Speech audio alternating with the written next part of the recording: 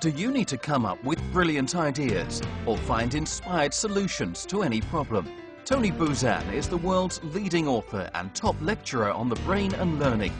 He has changed the lives of over 250 million people with his revolutionary system of mind mapping. So, what is a mind map? A mind map is a thinking tool that reflects externally what goes on inside your head.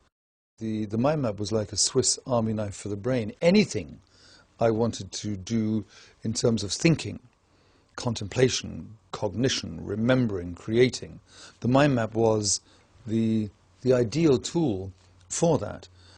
Mind mapping is straightforward and fun. We start in the center of a blank page. We connect branches to the central image and connect second and third level branches to the first and second, and so on. The brain is radiant. It thinks centrally and explodes out in all directions. Branches are curved and tapered rather than straight-lined. They are organic and free-flowing, as opposed to structured and uniformed. The branches on a mind map are the reflection of the way the brain thinks.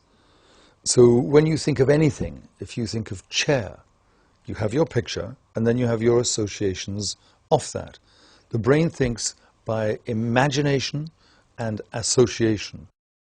The reason why traditional note-taking in lists and lines doesn't work, actually is counterproductive, is because it doesn't have the associations.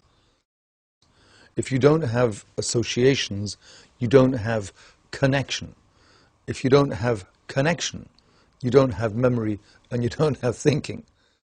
In a mind map, the branches are always curved, curvilinear. Reason why? Nature is curvilinear. And if all the branches are straight, it is literally rigid, similar, and therefore boring. The brain will very quickly get unhappy with a whole bunch of rigid, straight lines. It gets absorbed and intrigued by the beauty of curvilinear.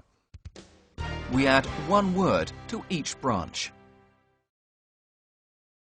One of the important points in structuring a mind map is to have one word per branch. Why? Because if you have one word, that one word with all its associations is free. If you put them together, you're making it more rigid. And very simply, for example, if you were mind mapping and you wanted to put Tony Buzan, if you put Tony Buzan, you've stuck them together with glue. But if you put Buzan and then Tony, you've got the freedom to radiate out my father, my mother, my brother, the history of the name, etc. So the single word per line gives you much more freedom, much more creativity, much more clarity. Ideally, the length of the word should be the length of the branch, for the very simple reason that if this word here is then placed next to this word here, and the branch and the word are the same line, then the meeting point is very close. So the two words are in space close, i.e. they're connected. If you've got one word, little word here on a long branch, and a little word over here and a long branch, the words are disconnected. We don't use color in notes traditionally because we are told not to in school.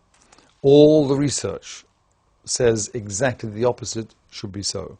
We love color, and studies at London University showed that people who use color and image in their imagination when they are learning and trying to remember inevitably do better than those who don't. We use images throughout. Throughout a mind map, there should be key words and key images. And if an image is easy for you to do, you know, instead of people, you can quickly just draw 3 little stick figures.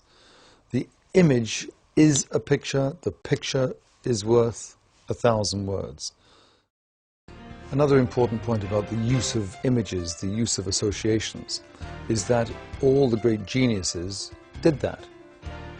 So if you start to use associations, you start to use images externally, you will join the pantheon of the great geniuses like Leonardo da Vinci. Leonardo did it. Darwin did it. Beethoven did it. Every genius used image and associations, and the mind map is the process by which you can do that. It's a genius tool.